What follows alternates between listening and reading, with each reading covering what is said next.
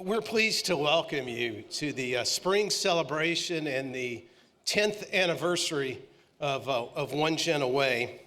We are Chris and Emily Jenkins. We're residents here in downtown Franklin, and we've been fortunate to be involved in many social impact organizations in the community, and through that, we've gotten to know the Whitneys. I just said to my wife backstage, I said, this is a pretty big deal. We get to come up and kind of say a few words on the front end. I said, did you ever think in your wildest dreams this would happen? And she just said to me, literally 20 seconds ago, she said, Chris, you were never in my wildest dreams. So thank you for that. If I feel a little off, it's your wife tells you that. We've had the pleasure to get to know the Whitneys, and I don't want to make this too much about them, but they did set themselves in the very front row, so it's kind of hard not to do this. So, okay. If you haven't had the chance to get to know the Whitneys, I would encourage you to get to know them. If you get an opportunity to have dinner with the Whitneys, it'll be a memorable and magical event. And at the end of dinner, if they reach over and grab the check and slide it closer to them, not pushing it further from you, you too will find yourself in front of 500 people on a stage at the factory hosting this event. So don't let that get in the way. Hey, we have a great program lined up today. Emily and I had nothing to do with it. We just get to introduce a few folks. I think you're going to get a nice taste of a little bit of a proclamation here in a few moments. We're definitely going to get some inspiration from Darren. I think we're going to get a nice, healthy dose of celebration. And at the end of this, we're going to get a chance to show our dedication to what we can do for OneGen. So great program. Let's start, if we can, with a quick word of prayer. And to do that, I want to share the words of Ann Case, who wrote in Lifting Women's Voices. It was Prayers to Change the World. It was a collection of just wonderful prayers written by women from around the world. And she titled this, Sharing Abundance. So if you'll join me, we'll go to the Lord with an opening prayer. O Creator of all living things, we are all hungry in a world full of abundance. The possibilities of food for bodies and souls overflow in this beautiful world. We ask for the grace to see the abundance of our world and enough awareness to acknowledge our sins of greed and fear. Give us openness of soul and courageous, willing hearts to be with our sisters and brothers who are hungry and in pain. We ask for your intercession on behalf of every person hungry for earthly food and hungry for the taste of the Spirit of God. We give thanks that we can be part of that intercession. This world is blessed with enough food on the earth for every person to eat and be satisfied. We all can feed on the bread of Christ through the Holy Spirit as God makes a home in our hearts. We come together in awe and wonder at the Creator who loves us so much that we are invited and urged to be co-creators with God in the care of our brothers and sisters. Amen. A few words before we begin. Events like this, and we've all been to plenty of them, cannot happen without the sponsors. They're listed in the program. There's signage on the side. And acknowledge that it's sponsorship of events like this that are able to bring people together to really compound the gift that they made. So we certainly want to start with a healthy thank you for them. And also, if we can, raise your hand if you've ever served in a food distribution with OneGen. Okay. No shame if you haven't. No, keep them up. Hold on, watch this. Keep them up if you've done it more than once. All right, one more. Keep them up if you took your passport and traveled outside of Williamson County to serve. Okay. Here, Emily, that was Maplewood. That's Williamson adjacent. That's Maplewood didn't get. Here's the point. This place will change you. The work changes you if you let it, but it's infectious, it's contagious. Once you start, you're not going to want to stop. And again, a healthy thank you for all of them. And then also, if we can, the staff and board members of OneGen, can you please stand for just a quick round of applause, because the machine works with folks that make that happen.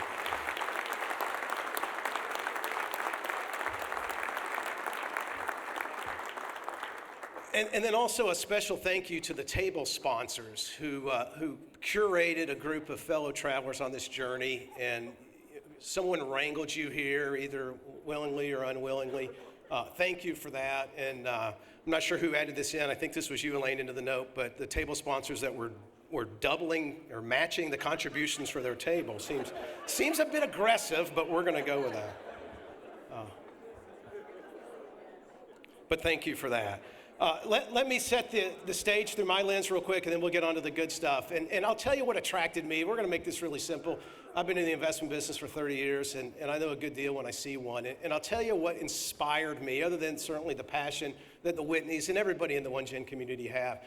What inspired, I think, Emily and I on this journey was a couple of things. One, and this just validated it, you don't need this to know we need to be involved. Vanderbilt released a study in October, really simple, Tennesseans, 1,000 studies, 1,000 participants with children under the age of 18, really simple. 71% of those surveyed who self-acknowledged have made changes to their food purchase or buying patterns or eating because of price increases. And importantly, this was the number that got me, 13% are using services similar to OneGen. So 13% of our neighbors are self-acknowledging they need the services of OneGen and others like them. And in a room of this, that's maybe 5 or 6 tables. I went to McGavick, so math's not my strong suit, but 5 or 6 tables would be food insecure just in a room like this. And this is very real. But here's what got me. As I got to know the Whitneys a little bit better, 2 numbers jumped out, and I have a pretty good lens in which I view these things. This was really simple. If you're in the social impact space, 75 cents on the dollar is spent towards, we'll call it the programming. You would be considered highly efficient. So 75% of money raised going directly to the program is the gold standard. For OneGen, that's 96 cents. So think about that, friends. Yeah, a round of applause for it.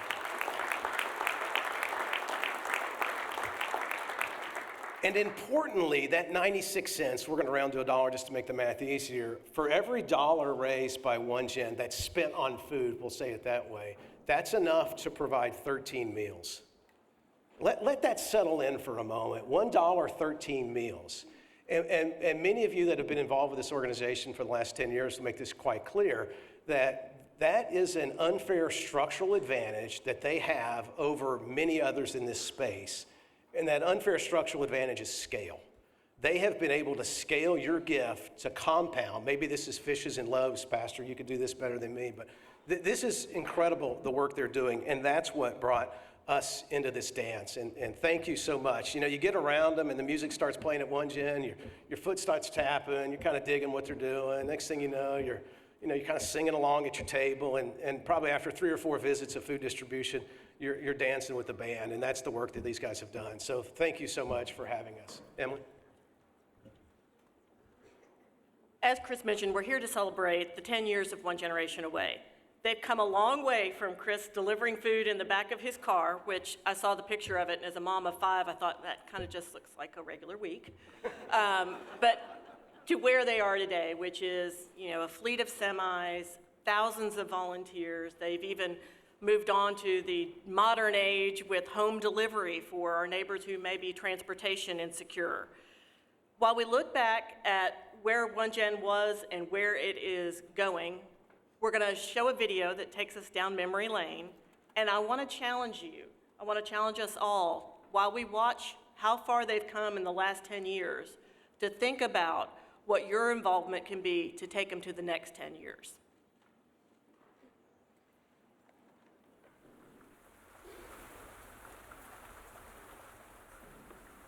When you've been around OneGen for a while and you've talked to Chris, you know the story of how him and Elaine started, right? Out of the trunk of a car and just rescuing food and taking it right to people's doors.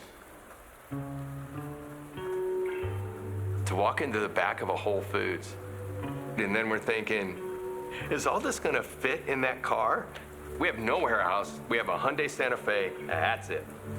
Elaine is sitting in the passenger seat with boxes on her lap, and I couldn't see out the back. Well, we'll just go down to Spring Street, we'll open up our car, and we'll just knock on some doors. I feel like I'm selling something door to door, but we were just giving away food, and it worked. Anytime you can take away the need for somebody to have food, I get behind that. Families, they make a choice each week to either choose to pay for their prescriptions or choose to keep the lights on at their house or to buy groceries for their family. And we essentially mitigate that decision for them. You don't always get to see the immediate need being met at that instant, but we are literally providing a grocery cart full of food to a family or families That's just such a basic need, and the fact that so many people go without breaks my heart. Roughly 1 in 10 in America struggle from food insecurities. And then on top of that, 30% of the food in the U.S. is wasted. It just kind of proves the point that the food shortage issue that we're dealing with in the U.S. is not really a food issue, it's just a logistics issue. So 6 days a week, we're rescuing food from grocery stores all over Middle Tennessee.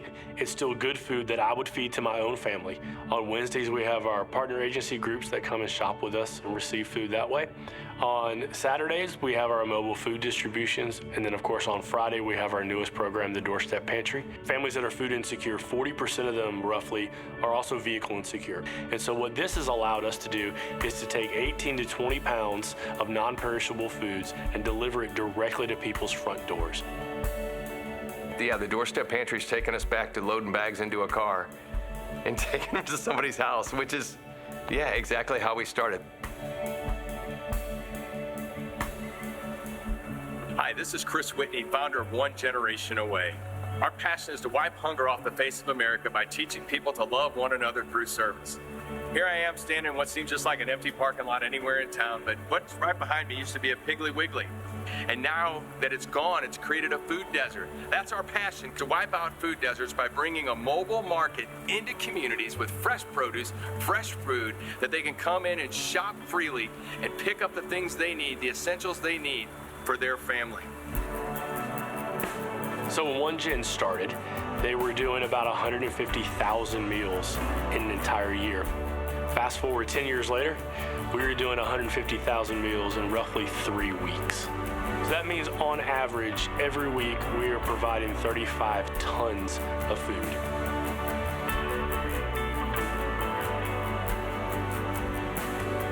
I can't even imagine what Chris and Elaine feel looking at this thing now from where they started. I mean, a trunk of a car, and now you have 3 warehouses. You can hold 500,000 pounds of food. You've got multiple trucks going around. You're rescuing food 6 days a week. Yes, we've gotten bigger. We're moving larger amounts of food. But the heart of the matter, the heart of the mission, our purpose, how we started giving food out of one vehicle 10 years ago, that premise is still the same. It still processes like we're living out of the back of that car.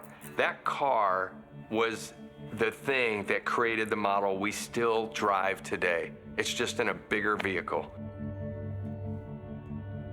Let's open the trunk of a car and serve families food. We don't ask what your income is. We don't ask how many people you have living in your home. There are no questions asked. But it's kind of funny because people look at you like, really? Show up and here's your food. This is a place where there's no judgment. Nobody's looking at them like they're less than. This is directly a person giving another person something they need. It's under this umbrella called OneGenAway, One Generation Away, but really what it's about is just a community saying, we're not going to let anyone go hungry.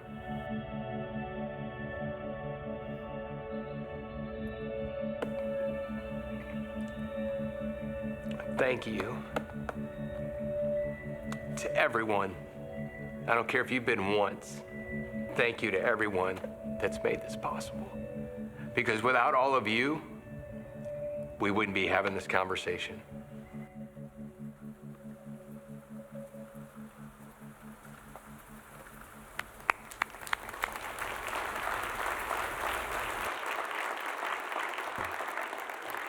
And I would like to invite County Mayor Rogers in. Is Ken Moore here? Let's acknowledge, I guess Mayor Moore couldn't make it. I guess he's collecting on the bets because I know there was a lot of bets on would OneGen have their 10th anniversary or the Franklin Road project be completed in front of my house. So Mayor Moore must have won that bet by 1 day and he's collecting on those. But let's also, if you're an elected official, city, county, local, at any degree, I see Elena Bell here, we'll count you from a school perspective. If you can, raise your hand or as well, stand up and just recognize that thank you for being here as well.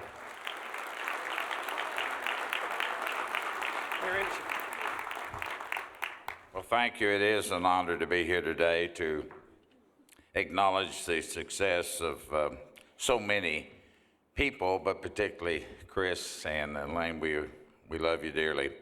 At a time when our society is beset with a tidal wave of negative and uncertainty, it's more important than ever that we all take time to focus on our communities, our friends, our neighbors, and our families.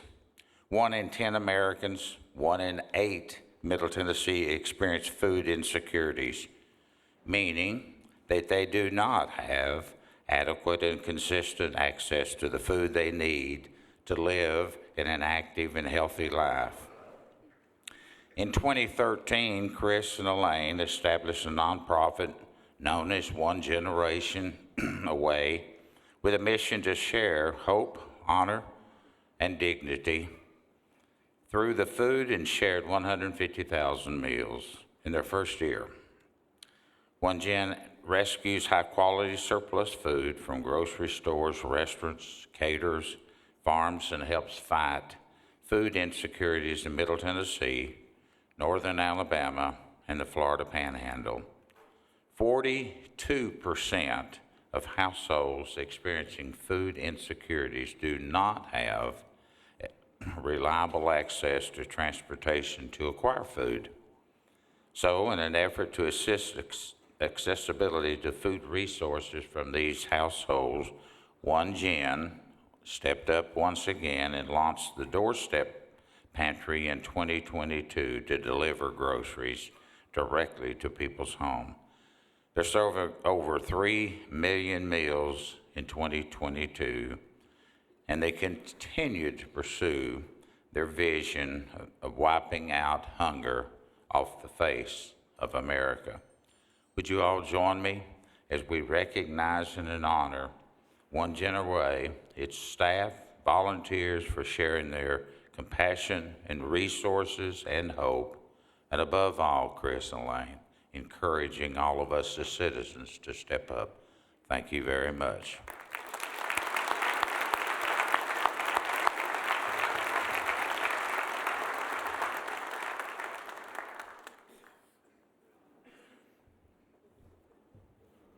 Thank you, Mayor Anderson, and thank you to all the elected officials who are here to support the work of OneGen in our community. Annette had asked me to say a thank you to all of you for your patience this morning. I know there was a little bit of a snafu with the name tags, and as someone who is very name challenged, I understand those of you who got a little twerked by it, but thank you for your patience. If you've been involved with serving the needs in our community, you know that there are just certain evergreen truths. If you get an event invitation and it says that it will be catered by Catering and Events by Suzette, you're going to be well fed. Thank you, Suzette.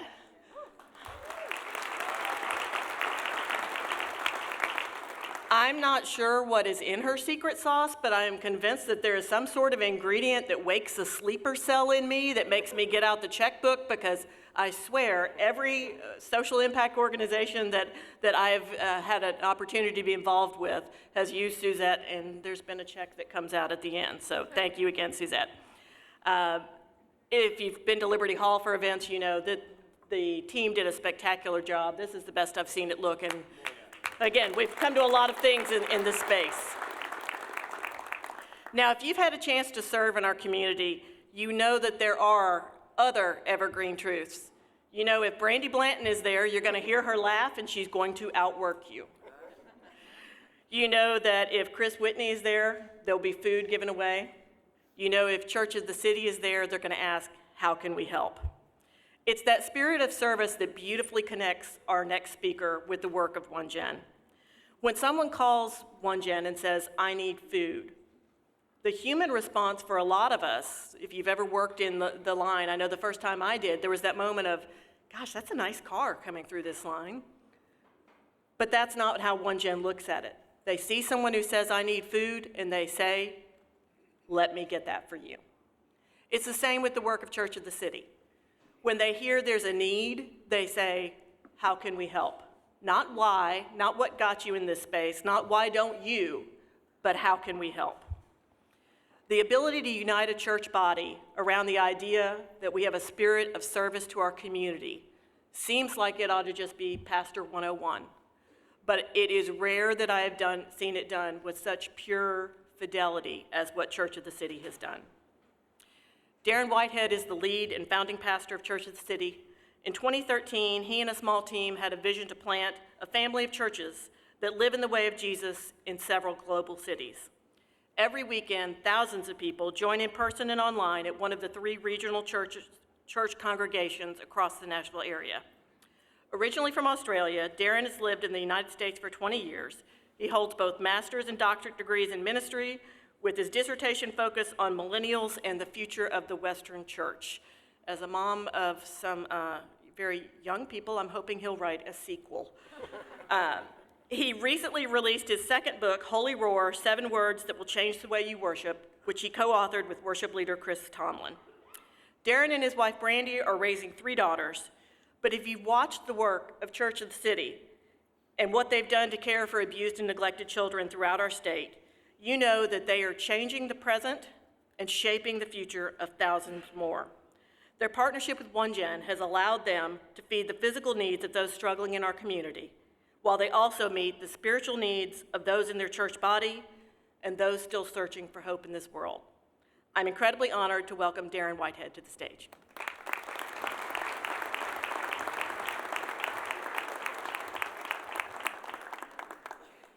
Well, thank you for that kind introduction. Good morning, everyone. As you did hear, I am originally from Australia. If we have not met before, I've now lived in the United States for 25 years. I married a girl from Brentwood, Tennessee, 21 years ago because I was about to get deported. And we fell in love too, so that worked, right? And you heard we have 3 half Australian, half American little girls. My girls are a little confused with a dad from Australia and a mum from Tennessee. They say, "G'day, y'all." So, many of you know my story. I became a pastor by accident. I tried to move to the US to work in radio, and when I was in Melbourne, Australia, trying to come to your country, applying for a work visa, the INS officer misunderstood my file and gave me the wrong kind of visa. They gave me a pastor's visa. I had never been a pastor before. I had no aspirations of ever being a pastor. But if I wanted to come to America and stay in America, I had to become a pastor. Now, sometimes people ask me, how did the Lord call you into the ministry? And I say, the US government called me into this. And out of fear of deportation, I just keep preaching every single week. It's terrifying. I'm thrilled to be here. OneGenAway and Church of the City began the same year, almost at the very same time. In fact, Chris and I had lunch together right at the very, very beginning. And I've been a fan of Chris and Elaine and the work that they do and the heart that they have ever since. And we have partnered together pretty much for the whole 10-year run. Now, over the last 10 years, we have both experienced the exhilaration of leading organizations in this particular area. When we both started 10 years ago, we could never have imagined that most of California was going to move to Tennessee. The population of the greater Nashville area has doubled since I first moved here in 1998. And with explosive growth comes explosive need. With explosive need has come explosive opportunity to meet that need. And our church continues to partner with OneGenAway because of their strategic leadership, their ability to scale exponentially, and their agility to pivot, to maximize opportunities and partnerships. Now, I know it's early, but I am a preacher, and I'd like to share a portion of scripture that theologians have considered some of the most controversial in all of the New Testament. It's from James chapter 2. It says this: "What good is it, my brothers and sisters, if someone claims to have faith but has no deeds? Can faith save them? Suppose a brother or sister is without clothes and daily food. What if one of you says to them, 'Go in peace, keep warm and well fed,' but does nothing about the physical needs? What good is it? In the same way, faith by itself, if not accompanied by action, is dead." Now, this is controversial because Christians have long believed that we are saved by grace through faith, It is the finished work on the cross, the life, death, and resurrection of Jesus that has been all sufficient for salvation. But James seems to have a problem with Christians who have faith who don't put it into action. He also said in his letter, do not merely listen to the word and so deceive yourselves. Do what it says. Now, the problem with deception is that the people who are being deceived don't know they're being deceived because they're deceived. We all have to really ask ourselves the question, am I deceived? Maybe it's possible that churches all over America are filled with people who are listening to the word, but not really doing what it says, but they're completely unaware of it. Maybe they're thinking they are doing what it says, but they're not. In Neil Postman's book, Amusing Ourselves to Death, he makes the point that we have become people who tend to hear information. We're often emotionally moved by it, which makes us feel like we have taken action when we haven't. We live in an age now that has birthed a term called slacktivism. Slacktivism is a term that combines the words slacker and activism to refer to simple measures used to support an issue or social causes involving virtually no effort on the part of the participants. Slacktivism is most commonly associated with actions like signing online petitions and posting on social media. My friend Eugene Cho once said this, if only Facebook had always been around, our broken world would have been fixed long ago. All you have to do to make the world a better place is change your profile picture or status update. Just think, Dr. King would have never needed to march, Gandhi wouldn't have gone on a hunger strike, and Mother Teresa would have never had to actually touch a sick or poor person. They could have just let everyone know their opinion on Facebook and everything would have changed for the better. Like OneGenAway, our church family has felt compelled to serve the under-resourced, the marginalized, and those in need in our community. Chris actually asked me to share a little bit of our story. Last year, we learned that children in our county, right here, who needed to be removed from their homes and were waiting for foster homes to become available, they were spending the night in the Department of Children's Services office. They were sleeping in the DCS office. In fact, in a 5-month period, kids spent over 1,100 nights sleeping on the floors of government buildings in the state of Tennessee. No showers, no actual beds, children in our backyard needing help. And the best plan we could come up with is have them sleep in a government office? Really? So our church family felt pretty passionate about this. So in this county, our church bought a house. We got it renovated. We got it certified with the DCS commissioner, and we opened it on January 30. Since then, our beds have been filled with children overnight 345 times. That's just this year, since January. These children would have slept on the floor of a government building, but instead, they're sleeping in a safe, clean, supervised home, and OneGen has been bringing over food and bringing over snacks to these children. Now, this home came on a 5-acre lot, so we decided to till the soil, and we planted fresh fruit and vegetables on that same property. This year, it's going to produce 100,000 pounds of fresh produce, and we will distribute this through OneGenAway. Now, it may be hard for us, It may be hard for us to imagine that many people living in the Nashville area are living in what is considered a food desert. A food desert is an urban area where it is difficult to buy affordable or good quality fresh food. The term that the USDA uses to define this is food insecurity. The definition of the USDA defines food insecurity as a lack of consistent access to enough food for an active and healthy life. OneGenAway is currently serving 3 states, Tennessee, Alabama, and Florida. And according to a post-COVID study by United Way, these 3 states, Tennessee, Alabama, and Florida, all rank in the top 10 states with the highest food insecurity in America. Food insecurity is a high-stress condition for a household. When people don't know where their next meal is coming from, finding that next meal becomes the primary focus of their life. It takes priority over everything else. Less immediate needs, but important needs that families may have, such as refilling medications or doctor's appointments or addressing insurance issues. So James 2 says, suppose a brother or sister's without clothes and daily food. If one of you says, go in peace, keep warm and well fed, but does nothing about their physical needs, what good is it? In the same way, faith by itself, if not accompanied by action, is dead.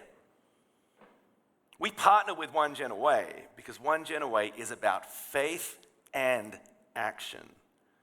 In this next year, OneGenAway will distribute over $24 million worth of food. $24 million worth of food.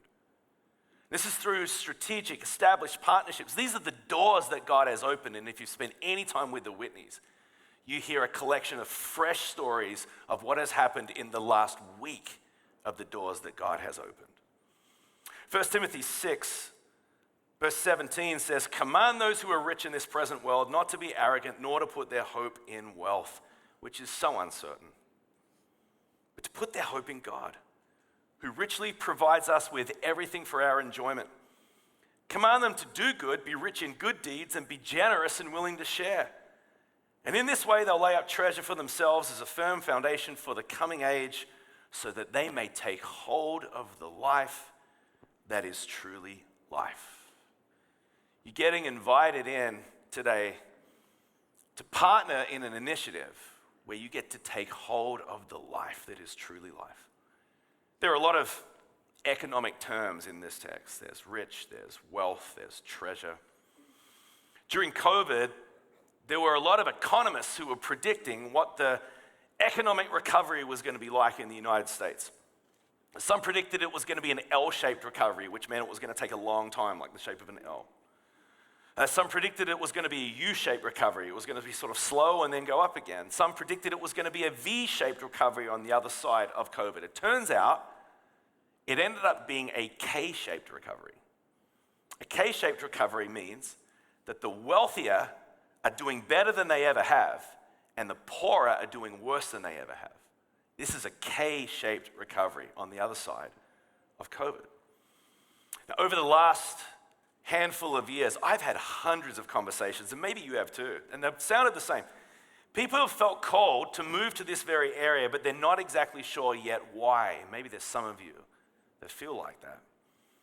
Can I just say that one of the biblical mandates that we have as followers of Jesus are to serve our neighbors in need, where we live. And if you have moved here and you have joined our community here, can I invite you to join us in serving your new neighbors, our new neighbors in need? Timothy says, be rich in good deeds, be generous and willing to share, that they may take hold of the life that is truly life. My wife Brandy and I were stuck at an airport in O'Hare a few years ago with a layover. And we went to the Chili's in one of the terminals. You ever been to the Chili's in O'Hare? It's a very, very small sort of footprint. The tables are really close to one another. We went in and we ordered some food, and a lady walked in. And she was a senior adult. She just looked like a sweet lady, and she sat down next to us, and the tables are so close. You know, Brandy looked at me and said, did you see the lady who just walked in? I'm like, the one right there? She's like, yeah. I said, yeah, I saw her. She said, I think we're supposed to buy her meal. I said, okay, well, tell her. She's like, no, you tell her. I'm like, God told you, you tell her, She said, well, maybe God told me to tell you to tell her. I said, no. She's like, this is weird. I'm like, I know. She gets ready to tell her, and then she's like, please, will you tell her? I'm like, listen, babe, this is on you. So we eat the food, and when the meal gets done, the waitress comes and brings the check to both of us at the same time. And my wife leans over and swipes her check almost out of her hand. She says, I'll take that, thanks. It's like, I guess that's how God wanted you to do it, This lady is kind of startled, and she looks up, and Brandy says, we want to buy you a meal. And she says, thank you. And she turned her chair around and sort of joined us. And she said, I'm a Christian missionary. Do you know what that is? Well, I've got some idea what that is, I guess. She said, I've never been married and I've spent my whole life traveling around the world, helping the poor and sharing the love of Jesus. I believe in Jesus. And she said, God always takes care of me. You know what I thought? Wish I'd said we were going to buy you a meal. But I had this distinct thought. This lady walks into a restaurant in O'Hare Chili's, and God is just looking at one of his precious daughters. And then he looks across the rest of the restaurant to see if he can find another one of his children so that he can whisper to them to take care of one of his other kids. And he finds an open ear in my wife. And he whispers to her. And one of his kids takes care of one of his other kids. And I thought, maybe this is what the Christian life is supposed to look like. We have these opportunities to hear the whispers of the Spirit and to follow them. And today, maybe the Spirit of God will whisper to you. You're not here by accident. It's pretty rainy outside. Maybe the Lord is wanting to say something to you about joining us, joining the partnership through OneGenAway, who is doing the work of the Lord. Faith and action. I want you to take a look at this video, and then we're going to bring up Chris.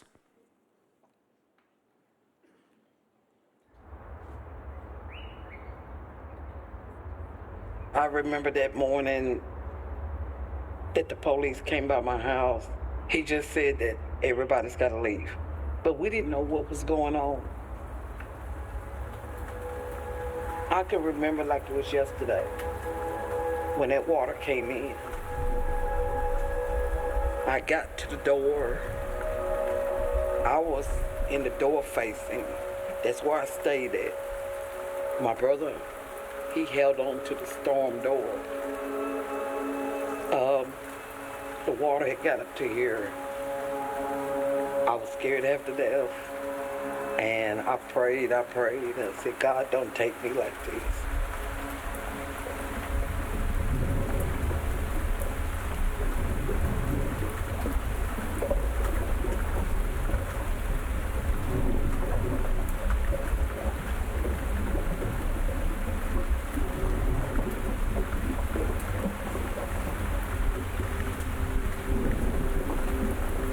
Only thing I had was the wet clothes that I had on my back. I stayed at the Waverly Church of Christ. A lot of people stayed there, and people was donating clothes and stuff over there. That's where I got most of my clothes at. That first night that I stayed there, I jumped up. I was trying to get out because I thought that I was still in the water. And I was trying to run to get out. And it was just scary.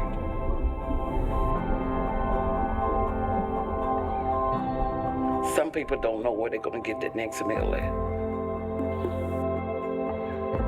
at. It has meant a lot to this community. They know they can come down here and get food. I have seen people carry it to other people's house and ask them, could you use this? Would you like to have this? And they say, yeah. So there has been quite a few people that came down here. They know if it's too much for them, they will share it. And I have called people to ask them, would they like to have some of it? Because I have got eggplants. I don't know how to prepare eggplants.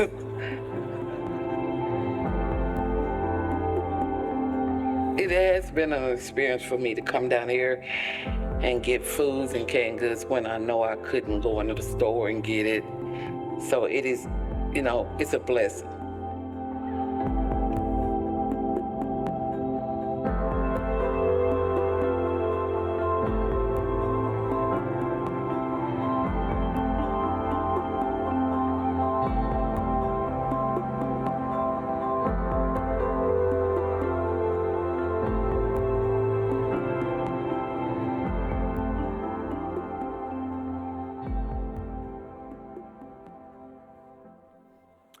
welcome the founder and CEO of OneGenAway, Chris Whitney.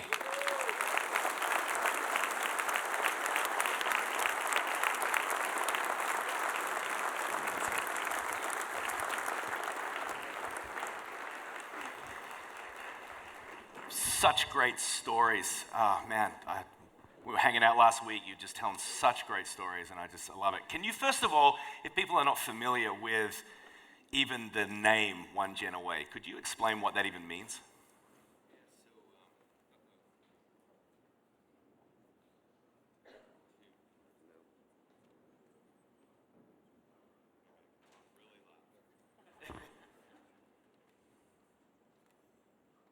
Nothing. There we go. All right. There we go. So I was just praying one day, when we started the church, and God dropped that phrase in my heart, one generation away. And it started with a story of my oldest daughter, Lauren, who's in the room right over here. And she was, probably 8, 9 years old on the floor watching a special on Dr. King crying. I said, Lauren, why are you crying? She said, Dad, why are they spraying the brown people? And I realized that we have a generation that doesn't see color as a barrier. And so it's a generation away from eliminating racism. And then, you've been around the church for 36 years now, and you started to realize we're divided by the names on our buildings every Sunday. And I thought, man, what would it be like if we crossed racial and denominational lines and served our communities unconditionally? And then the last was poverty. And my definition of poverty is people making a life or death decision over a commodity such as food. I know the UN and all of them have a better definition probably, but mine's pretty simple. I'm a simple guy. So that's what happened, a generation away from eliminating racism, denominationalism, and poverty in America. So good. So why was food insecurity the issue that you really felt strongly about? It's...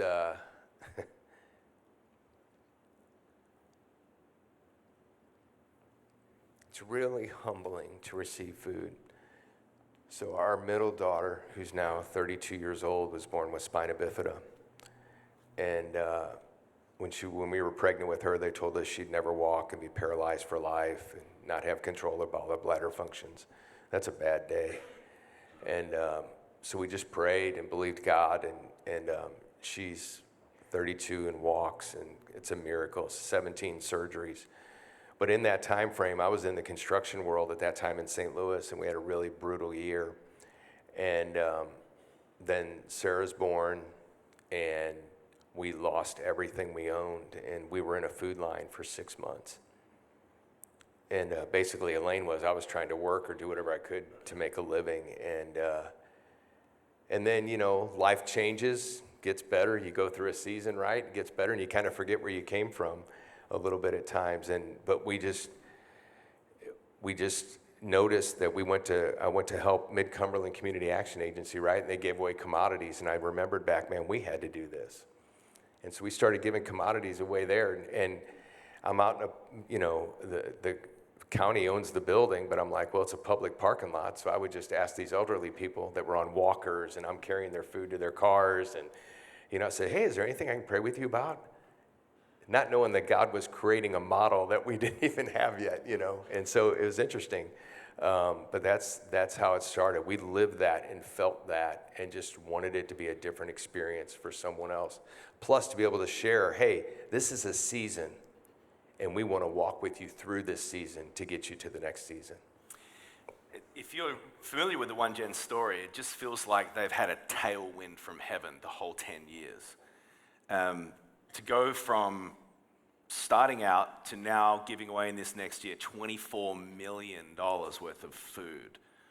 What have been the main contributing factors to such extraordinary growth? Wow. Several things. Incredible team of people. Unbelievable.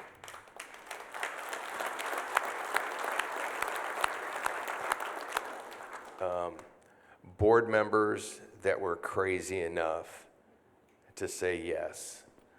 And when we first started, and there's a couple of those board members in this room, in like the first month, they wrote a check twice to keep us alive.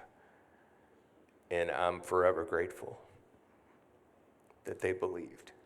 And then the people in this room that raised their hands and the people that have donated, it's just God, man. I mean, there's no, we talk about Saul. Nobody can take credit for this other than God. I mean, it's just, the stories are incredible, the connections, the people. You know, you and I were talking the other day, and Scott, our director of ops yesterday, the last 2 days, we just moved 144,000 pounds of food.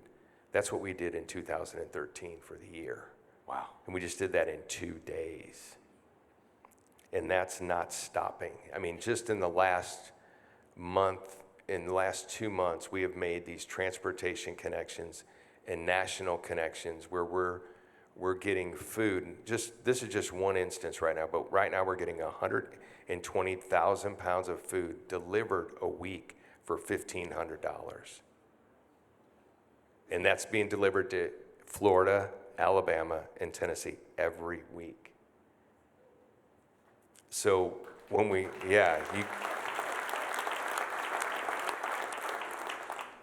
so that we're tracking to do $24 million worth of food this year, which will more than double our size. And it's just incredible. These are the things we've been believing for, and you know, it's just when you see those doors open. So this is God's story, God's dream, and if it wasn't for everyone in this room, we wouldn't be having those stories. Your passion has driven you to really become an expert on food insecurity, and particularly food insecurity in this area. Could you help us understand a little bit more about what it looks like in our area? Yeah, what food insecurity looks like is the person sitting next to you. It really does. It's an interesting story about a car. Jim Emmons is here in the room. He was our board chair for like 7 years. He still survived. I can't believe it. He twitches every now and then, but he's pretty good. But I remember him telling me a story about a car. You know, this guy had a brand new Escalade, big dude and everything, you know, and he's like, really? You know, I mean, he didn't say anything, but he's just like, really? You know? Then he asked the guy, is there anything I can pray with you about? And the guy kind of starts to tear up, and he said, my boss bought me this car, and he was killed. And he goes, now I live in it. That's what the face of hunger looks like. Or the child that goes home from school in FSSD in downtown Franklin on Friday and doesn't have another meal till Monday when he or she goes back to school. Or Miss Rena that I wrote about, who was signed people in for commodities. A widow lives here in Franklin. And I'll never forget standing on Columbia Avenue in the parking lot with her little stool. And she goes, Pastor Chris, thank you for this food. And I said, Miss Rena, you're welcome. She goes, no, really, thank you. I go to Miss Rena, this is just what we do. She goes, you just don't understand. Now I can buy my medicine. Franklin, Tennessee. So what's happening in Grundy? What's happening in these other counties? This is one of the sweetest women I've ever seen, a widow, and I'm thinking, my God, man, how do we let that happen in America? We can't let that happen. Children, elderly people making decisions like that. We have to stop that. I think one of the things that I admire about you the most is your ability to establish partnerships, and multi-billion-dollar global companies like PepsiCo and others are entrusting, just giving millions of dollars of food completely for free, and transportation and everything. It's extraordinary what you've been able to pull off in getting food just given, high quality food that you're able to give away. So we're raising money today. What do you specifically need money for? Feed people. It's pretty simple. I mean, it's not, but it is. But so this is why people pray. There's a million reasons you pray for Elaine, my wife, and one is being married to me. And this can tell you one of the reasons why. Because when we first dreamed this, you know, I said, I want to feed 1 million people on a Saturday morning around the country, and 1 million people be prayed with face to face by the local church with a Hyundai Santa Fe. And that's when she looked at me and said, you'll never start another nonprofit again. I'm telling you right now, that's it. A church, the food ministry, you're done. And but No, seriously, that is the vision. I mean, I think about this. Can you imagine, man, how ironic? Only God would do, right? We're the, what, 7th, 10th wealthiest county, somewhere like that in the country? And what does it look like for God to start a food ministry out of the back of a car in Franklin, Tennessee, that hubs to feed this country and end food insecurity? That's pretty cool, isn't it? I mean, it's pretty amazing. And so that's the vision. That's what we need the money for. We need it for trucks, for transportation, for the doorstep pantry. The doorstep pantry is not going to be the least inexpensive thing we've ever done, ever. But with 42% of people being transportation, we had a lady at Grace Chapel parking lot a few months ago. She rolls down her window, "Hey, Chris." And I'm like, "Oh man, this happens all the time." I'm like, "I don't know you, I'm sorry." She goes, "I haven't been here in 2 years. I didn't have a car." She goes, "This car was in my neighbor's yard and they got it running for me and now I can drive here." And so the doorstep pantry to me is the next loophole, the last loophole in food insecurity.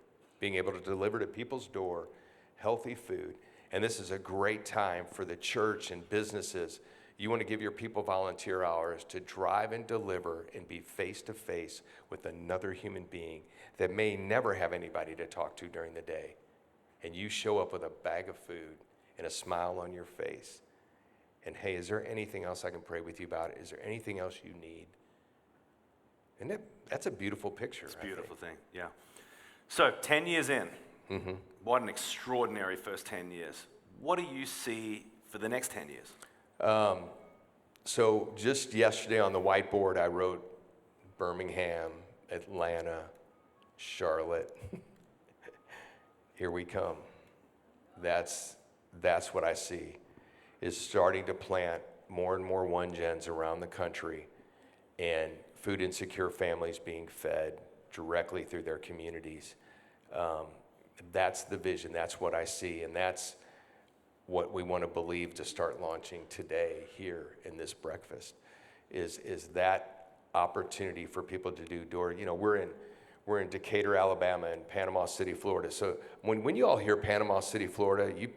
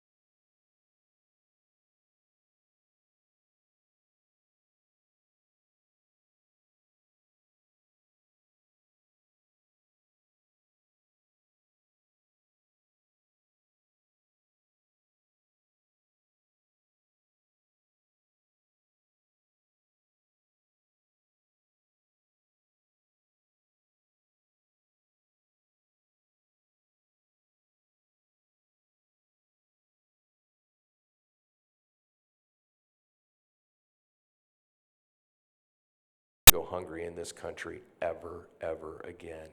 And that's what I want to see in 10 years. He'll be 22 years old and he'll be starting to say, "Man, I'm gonna lead a OneGen somewhere. I want to do this. I'm gonna take my college buddies and we're gonna go feed people on Saturday morning." That's what I see. So you've shared the vision and the strategy, and you and your team have demonstrated a real competency in pulling this off. What are you asking of this group of people today? Well, now we get real, huh? Hopefully you understand why you're here. You know, I tried to tell everybody, man, it's a free breakfast. But I tried to tell you, when I get up here and I talk, it's not free anymore. And we asked you here because we need your money. And I'm not ashamed to ask for that. I think we've tried to prove what we can do with $1. But more than that, what can you do with $1? How many lives could you touch? What about that widow that can buy her medicine because you gave $1? What about that child that gets to eat over the weekend? What about the generations to come? And I know we've got some elected officials here, and I've said this before, you know, and Franklin can't be called an it city until we intentionally take care of the least of these.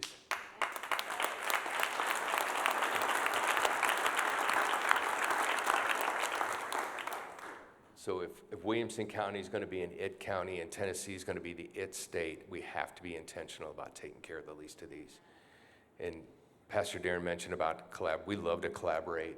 It's a big deal about us, man. And I'm all about serving other nonprofits, serving anybody we can. And I want to figure out a way that we can lead each other to serve together, play together. But it doesn't happen by osmosis. And this world does function on a monetary system.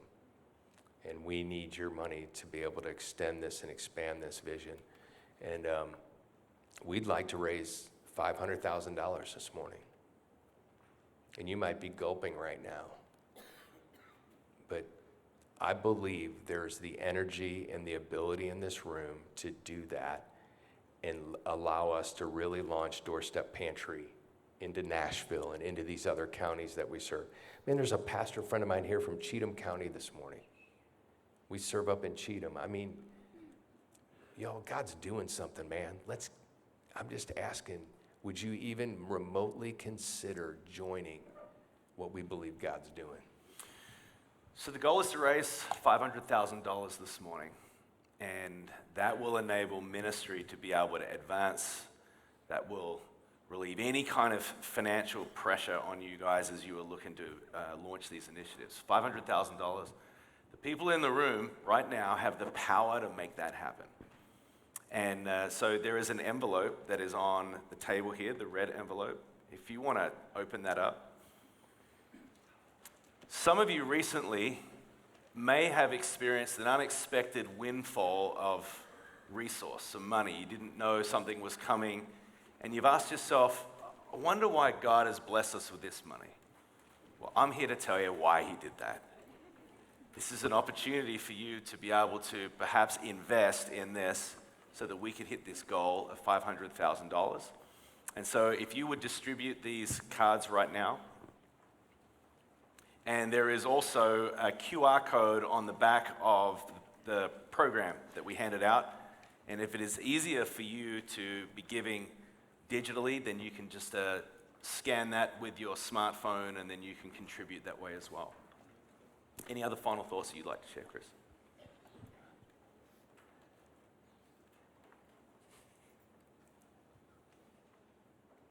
Grateful, humbled, and honored that you would get up this early and come have breakfast with us. And I mean it from the bottom of my heart. Without you, this couldn't be done. So thank you, thank you, thank you from the bottom of our heart.